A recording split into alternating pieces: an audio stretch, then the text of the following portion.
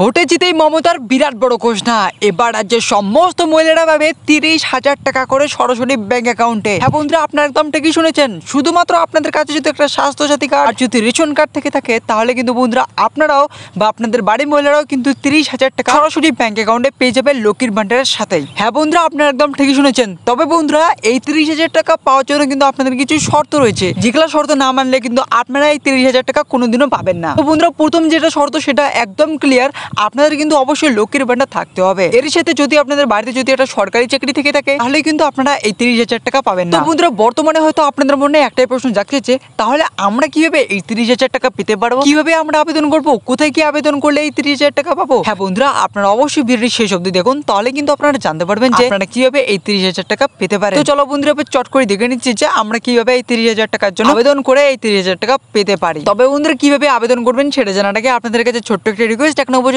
যদি ভিডিওটি লাইক না করে থাকেন লাইক করে দেবেন, আর অবশ্যই নিচে থাকা লাল রঙের সাবস্ক্রাইব বাটনটা প্রেস করে বেল আইকনটা অল করে রেখে দিন। আজকে নবান্নে মহিলাদের জন্য নতুন প্রকল্প সূচনা করলো মুখ্যমন্ত্রী মমতা বন্দ্যোপাধ্যায়। পশ্চিমবঙ্গের প্রতিটি মহিলাদের অ্যাকাউন্টে ঢুকবে 30,000 টাকা। হ্যাঁ বন্ধুরা, আপনারা ঠিকই শুনেছেন। কিভাবে আবেদন করবেন, কি কি ডকুমেন্ট লাগবে, বয়স কত হতে হবে, কোন জেলায় মহিলারা আবেদন করলে এই টাকাটি পাবেন, সব আমরা আজকে ভিডিওতে জানতে চলেছি। তো বন্ধুরা, এই 30,000 টাকা পাওয়ার জন্য কিন্তু আপনাদের কিছু শর্ত রয়েছে। শর্তগুলি খুবই সোজা, দেখুন না এখানে কি কি শর্ত। অবশ্যই আপনাদের বয়স থাকতে লাগবে 18 থেকে 60 বছরের মধ্যে। আপনাদের বার্ষিক পারিবারিক আয় হতে হবে 1,60,000 টাকার বেশি হলে কিন্তু চলবে না। এর সাথে আপনাকে ইডব্লিউএস ক্যাটাগরি হতে হবে, অর্থাৎ আর্থিকভাবে দুর্বল শ্রেণীভুক্ত হতে হবে। এর সাথে কিভাবে কোথায় গিয়ে আবেদন করতে হবে, তো চলো দেখে নেওয়া যাক। আপনাদের নিকটবর্তী ব্লক, পৌরসভা, গ্রাম পঞ্চায়েত থেকে আবেদনপত্র আপনারা পেয়ে যাবেন। আবেদনপত্র চূড়ান্ত অনুমোদনের পর 30,000 টাকা মহিলাদের অ্যাকাউন্টে পাঠানো হবে। কি কি ডকুমেন্ট লাগবে, তো দেখুন বন্ধুরা, ব্যাংকের পাসবুকের জেরক্স কপি, আধার কার্ড থাকতে হবে, জাতীয় শংসাপত্র বা কাস্ট সার্টিফিকেট, এর সাথে আয়ের শংসাপত্র, 10 টাকা মূল্যের নন জুডিশিয়াল স্ট্যাম্প পেপার লাগবে।